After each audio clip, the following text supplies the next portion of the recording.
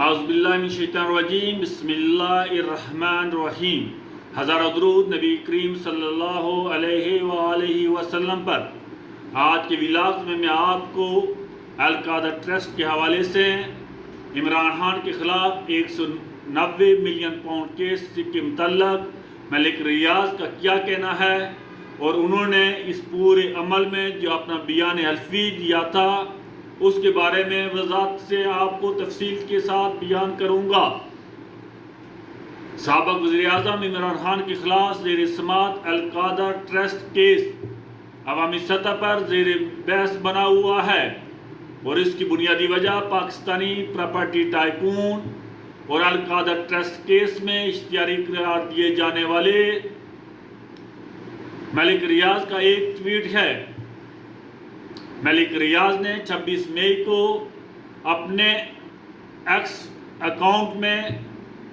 ایک پیغام میں دعویٰ کیا تھا کہ سیاسی مقاصد کی وجہ سے ان پر دباؤ ڈالا جا رہا ہے۔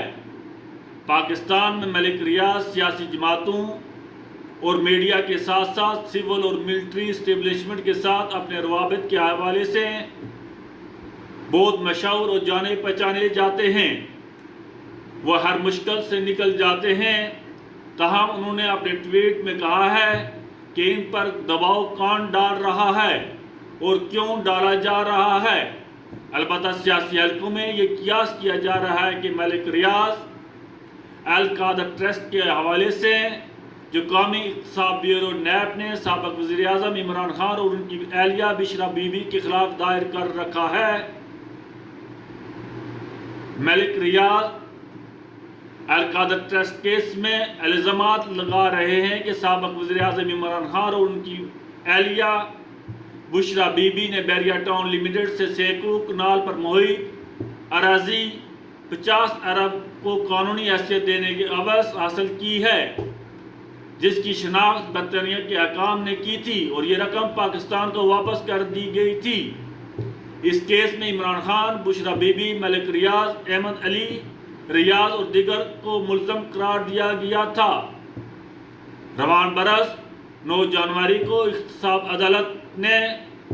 ملک ریاض اور ان کے بیٹے احمد علی ریاض سمیت کیس کے 5 دیگر شریک ملزمان کو مقدمے کی تفتیش میں شامل نہ ہونے پر ان کو اشتہاری قرار دیا تھا۔ ملک ریاض کے بارے میں خیال کیا جاتا ہے کہ انہوں نے اپنا جو بیان حلفی دیا تھا وہ کچھ اس طرح تھا: میری ساری زندگی اللہ نے ہمیشہ میری رہنمائی کی ہے کہ میں اپنے اصول پر قائم رہوں، میں کسی بھی معاملے میں یا سیاسی فریق نہ بنوں۔ اب 1 سال سے زائد عرصہ ہو چکا ہے، مجھ پر دباؤ ڈالا جا رہا ہے، لیکن میں کبھی کسی کو اجازت نہیں دوں گا کہ وہ مجھے سیاسی مقاصد کے لیے، اپنے مقاصد حاصل کرنے کے لیے استعمال کرے۔ ملک ریاض کا کہنا تھا کہ پاکستان میں جدید ترین پروجیکٹس متعارف کروانے پر مجھے اور میرے کاروبار کو ہمیشہ نشانہ بنایا گیا ہے۔ 1996 سے لے کر آج تک ملک کی ترقی میں کردار ادا کرنے والے ملک ریاض کو سزا دی جا رہی ہے۔ میں نے ماضی میں اس طرح کے دباؤ کو پوری ہمت اور طاقت کے ساتھ سامنا کیا ہے، اور آئندہ بھی ایسا ہی کروں گا۔ ان کے الفاظ تھے اوور مائی ڈیڈ باڈی۔ ملک ریاض کا کہنا تھا کہ اپنی بیمار حالت اور پریشانی کے باوجود میں اللہ کی مدد سے اس مصیبت کا سامنا کرنے کے لیے ثابت قدم رہوں گا۔ روزانہ مالیاتی کاروبار نقصان برداشت کرنے کے باوجود مجھے دیوار کے ساتھ لگایا جا رہا ہے، لیکن کسی دباؤ، کسی ہتھ کنڈے یا کسی کے آگے میں اپنے آپ کو سرنگو نہیں کروں گا۔ ملک ریاض نے اپنے پیغام میں یہ بھی کہا تھا کہ ان پر دباؤ ڈالا جا رہا ہے کہ وہ سمجھوتا کریں، تاہم جب ان تمام سوالات کا جواب ہم نے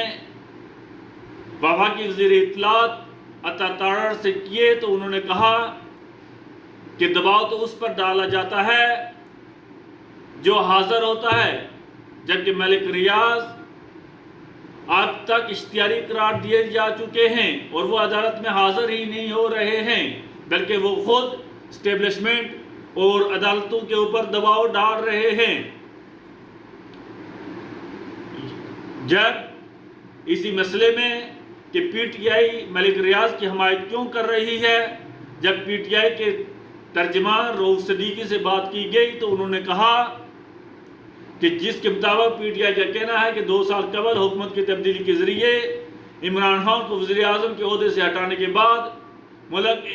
ایک آدمی کی بدترین آمریت کے دور میں کا سامنا کر رہا ہے۔ انہوں نے القادر ٹرسٹ کیس پر بات کرتے ہوئے کہا کہ اس جبر کے تحت پی ٹی آئی کے بانی چیئرمین عمران خان کے خلاف القادر ٹرسٹ کیس میں تقریباً 203 جھوٹے مقدمات بنائے گئے ہیں۔ ان کا کہنا تھا کہ ملک ریاض کا جاری کردہ بیان اس بات کا ثبوت ہے کہ عمران خان کے خلاف جتنے بھی الزام لگائے جا رہے ہیں صرف و صرف عمران خان کو ہراساں کرنے کی کوشش کی جا رہی ہے۔ اس کے جواب میں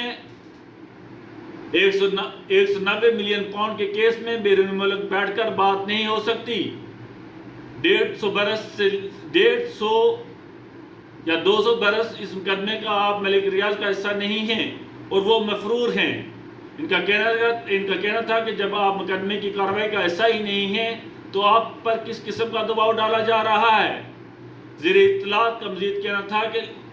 یہاں معاملہ مختلف ہے کیونکہ وہ خود پیش ہوئے اور نہ ہی ان کا خاندان کا کوئی بندہ یہاں پہ عدالت کے سامنے پیش ہوا ہے۔ ان کا کہنا تھا کہ 190 ملین پاؤنڈ کا کیس پاکستان میں کرپشن کے بڑے مقدمات میں سے ایک ہے اور اس پر عدالت نے کہا ہے کہ اس معاملے پر بے ضابطگیاں تھی۔ اس مقدمے کا ٹرائل چلنا ہے مگر کیونکہ ملک ریاض کے پاس پیسہ ہے اور ان کا اثر و رسوخ ہے اس لیے وہ عدالتوں کے اوپر دباؤ ڈال رہے ہیں۔ القادر ٹرسٹ کیس اس 450 کنال سے زائد زمین کی عطیے سے متعلق ہے جو ملک ریاض کی کمپنی بحریہ ٹاؤن کی جانب سے القادر ٹرسٹ کو دی گئی ہے۔ پی ڈی ایم کی حکومت نے یہ الزام عائد کیا ہے کہ یہ معاملہ عطیے کا نہیں بلکہ بحریہ ٹاؤن کے مالک ملک ریاض اور عمران خان کی حکومت کے درمیان طے پانے والا ایک خفیہ معاہدے کا نتیجہ ہے، اور حکومت کا دعویٰ تھا کہ بحریہ ٹاؤن جو 190 ملین پاؤنڈ یا 60 ارب کی رقم برطانیہ میں منجمد ہونے کے بعد پاکستان حکومت کے حوالے کی گئی،